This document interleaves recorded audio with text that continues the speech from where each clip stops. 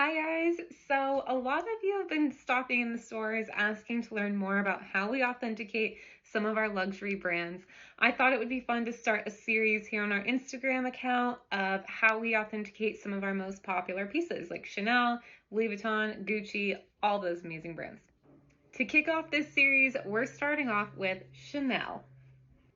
This video will highlight some of the 5 more common factors that come into play when you're authenticating a Chanel piece. Let's get started.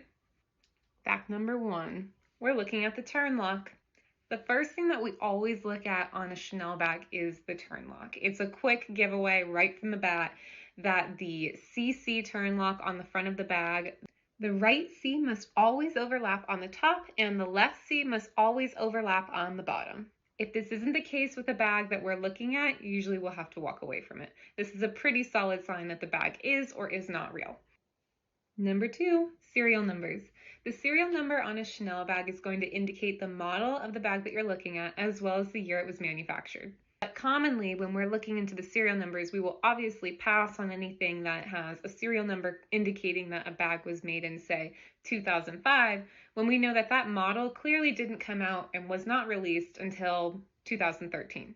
Another key sign when you're looking at the serial number, we always make sure to note that it doesn't have 9 digits or more. 9 digits or more is a no-go, guys. It's obviously a replica. Number 3, the zipper.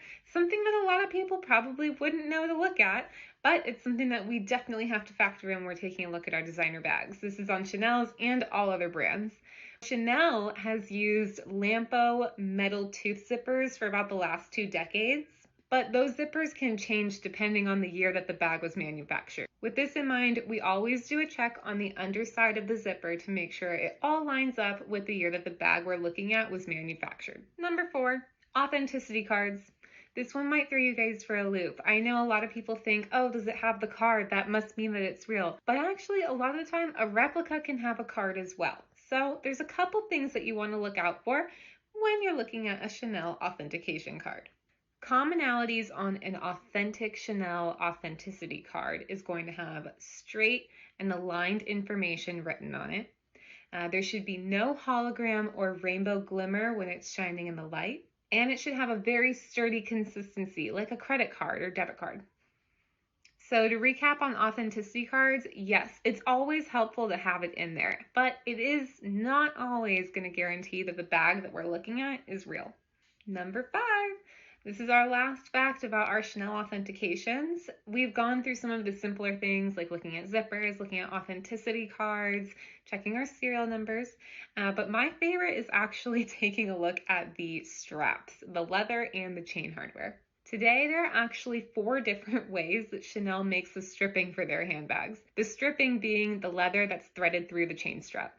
Counterfeits often get it wrong, or their efforts just look flat out sloppy or unprofessional. So it's pretty easy to tell the difference once you get used to seeing a lot of them.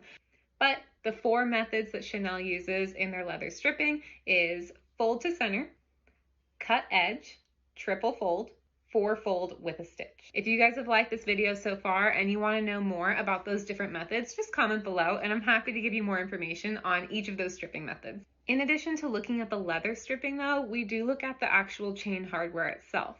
A lot of the times, more often than not, when you're looking at a real Chanel bag, the chain is going to have a heavier weight to it. Typically, a replica has very lightweight, almost plasticky feeling metal to it.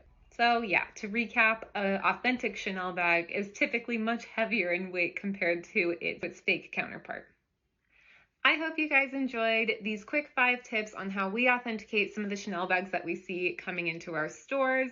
Again, if you want to know more about anything that we talked about today in detail or just are curious about more facts about Chanel bags, comment below. I'm happy to throw more facts you guys' way. And stay tuned for our next authentication video on how we look at Louis Vuitton bags. Bye guys!